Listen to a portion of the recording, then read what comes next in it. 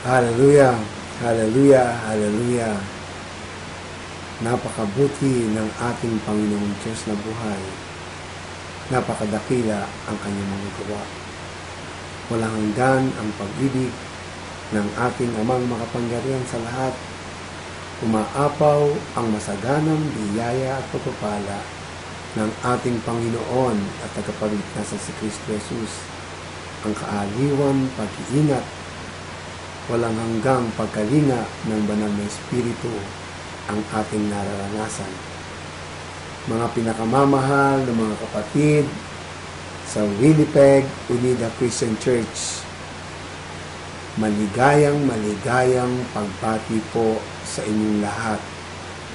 Pinupuri natin at niluluwalhati ang ating makapangyarihang Diyos sa kanyang kagilagilalas at kamanghamanghang gawa sa buhay ng ating minamahal na iglesia, ang Iglesia Evangelica Unida de Cristo.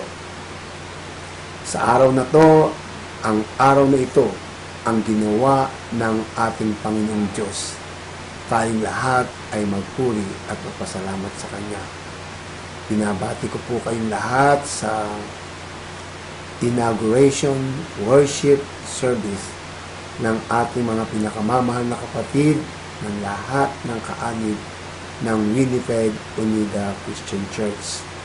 Binabati ko ang ating pinakamamahal na Evangelista General, ang ating international missionary para sa Canada at ang administrative pastor ng Winnipeg Unida Christian Church sa inyong patuloy na pagtatalaga ng buhay sa Panginoon.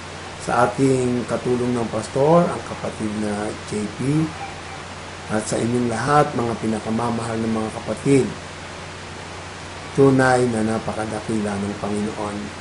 Iba yung kaligayahan ang nadarama ng puso ng lingkod, ng mga generales, ng mga obispo, ng buong kagalang-galang na direktoryo at ng buong Iglesia Evangelica Unida de Cristo dito sa Pilipinas, sapagkat ang Panginoon ang kumikilos at gumagawa sa buhay ng ating minamahal na iglesia.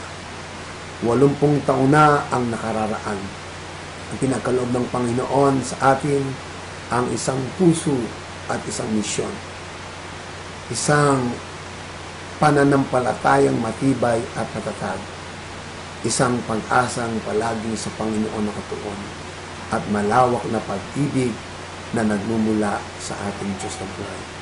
Ay pinagkaloob na ng Panginoon ang dalangin ng ating mga puso. Nais nating lumawak, nais nating lumago, nais nating lumalim ang ating pananampalataya, paglilingkod at pag-ibig sa Panginoong Diyos na buhay.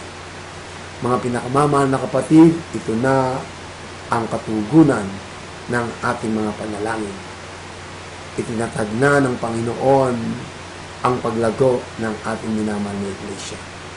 Mula apari at ulo ng buong kapuluan ng Pilipinas. Gayon, ipinagkaloob na ng Panginoon sa kanyang banal na kalooban, sa kanyang kapangyarihan na maitatag ang kauna-unahang iglesia sa labas ng kapuluan ng Pilipinas at pinili ng Panginoon ang Winnipeg, Manitoba, Canada, na sa kanyang walang hanggang kapangyarihan at banal na layunin, sa kanyang kalooban na punong-puno ng kapangyarihan at pag-ibig, ay naitatag, inatatag ng Panginoon, pagpapalain, payayabungin, palalakasin sa buong kapuluan ng Canada. Ay pinagpala ng Panginoon ang kanyang banal na iglesia. Mga pinakamamahal na kapatid, sa ating pagdiriwang, sa ating inaugurasyon, ipagkaloob natin ang lahat ng pagpupuri, pasasalamat, walang hanggang kaluwalhatian, walang hanggang karangalan, walang hanggang pagkilala ng Diyos na makapangyarihan sa lahat. Ang kanyang biyaya ang ipinagkaloob sa atin upang maganap ang mga bagay na ito. Palagi lang po natin tatandaan ng ating buhay, ang ating pananampalataya, ang ating kaligtasan, ang lahat ng kaganapan ng tagumpay ng ating paglilingkod sa Panginoon ay biyaya ng Diyos. At tanging sa kanyang biyaya at kapangyarihan tayo maglilingkod at magtatagumpay sa kanyang walang hanggang pag-ibig. Mga pinakamamahal, 1,000,000 ang ating panalangin at pangarap upang ang banal na iglesia ng Panginoon ay lumawak at lumaki. 1,000,000 kaluluwa na naligtas na bautismuhan. At tayo nangangarap at nananalangin na makapagsugo ng mga misyonero at makapaghayag ng salita ng Diyos sa Asia, sa Australia, sa Amerikas, sa Africa at maging sa Europa. Ito ang araw na ginawa ng Panginoon na sa Amerikas ay nagsimula na ang paglilingkod, paghayo ng Iglesia Evangelika Unida de Cristo. Mga pinakamamahal, lalo natin pagyamanin ang pag-ibig ng Panginoon. Ang Iglesia ay itinatag ng Panginoong Hesus sa pag-ibig. Ang kalikasan ng ating Panginoong Diyos ng buhay ay pag-ibig. Ibinigay ng ating Panginoong Hesus ang kanyang buhay doon sa krus ng Kalbaryo dahil sa kanyang napakalawak na pag-ibig sa bawat sa atin.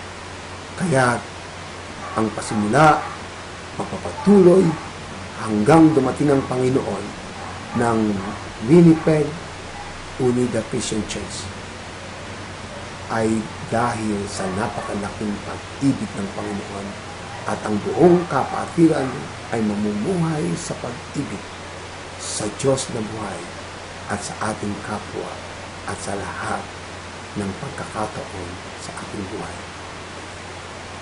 Tanggapin niyo po ang napakalawak na pag-ibig ng inyong minamahal na iglesia, ang Iglesia Evangelika Unida de Cristo. Napakabuti ng Panginoon sa pagdiriwang ng 80 taong anibersaryo ay isinilang ang kauna-unahang iglesia dito sa Canada, labas sa Pilipinas. Mga pinakamamahal na kapatid, patuloy po kayo maging maligaya sa paglilingkod, patuloy kayong lumago sa pananampalataya at pagsasama-sama at dalangin ng aming mga puso na maraming kaluluwa ang maligtas sa pamamagitan ng ating iglesia sa Winnipeg Unida Christian Church at ang lahat ng mga naligtas ay magiging alagad ng ating Panginoon sa Kristo at ang lahat ng mga magiging alagad ay patuloy na gagawa ng alagad sa lahat ng mga bansa. Purihin ang Panginoong Diyos na buhay. Hallelujah, hallelujah sa kanyang kabalang-halalang pangalan. Pagpalain tayong lahat ng Panginoong Diyos. Pagpalain lahat kayo mga kapatid ko sa Winnipeg Unida Christian Church. Sa Diyos ang lahat ng kapurihan, kaluwalhatian, karangalan at buong pagsamba. Sa pangalan ng Ama, ng Anak, at ng Espiritu Santo. Amen.